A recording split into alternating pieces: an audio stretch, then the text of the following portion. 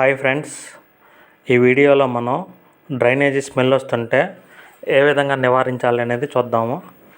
మొట్టమొదటిగా మనకి ఈ డ్రైనేజ్ పైన జాలీస్ వేస్తాం కదా, ఆ జాలీస్ ఫ్రేమ్ బట్టికి వేస్తాము. అందుకని మనకి ఆ డ్రైనేజ్లో ఉన్న స్మెల్ అనేది మన ఇంటిలోకి వస్తుంది.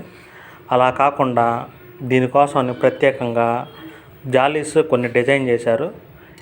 ఈ డిజైన్ నాకు బాగా నచ్చి నేను తీసుకొని రావటం జరిగింది.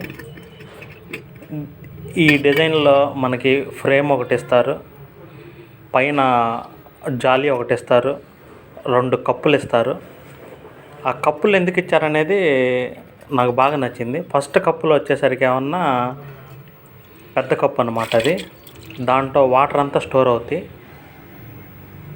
ఎక్సెస్గా ఉన్న వాటర్ అనేవి బయటికి వెళ్ళిపోవడానికి ఆ రంధ్రాలు ఇచ్చారు చూడండి. మీరు నేను వీడియోలో చూపిస్తున్నాను.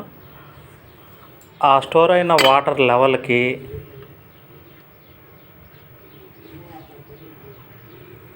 మనకి ఇది ఇంకో ఫ్రేమ్ అన్నమాట, ఇంకో కప్పు. ఆ కప్పుని పెద్ద కప్పులో ఇన్సర్ట్ చేస్తారు. ఇలా కప్పుని ఇన్సర్ట్ చేయటం వల్ల మనకి నీళ్లు పడంగానే ఆ కప్పు, రెండో కప్పు అయితే ఎంతైతే హైట్లో ఉందో అంతవరకు నీళ్ళు స్టోర్ ఉండటం వల్ల జరుగుతుంది.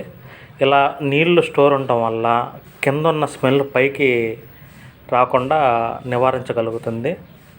ఈ టెక్నిక్ నాకు బాగా నచ్చింది. మీలాంటి చాలామంది వ్యూవర్స్కి కూడా ఇలాంటి సమస్యలు ఉండే ఉంటాయి.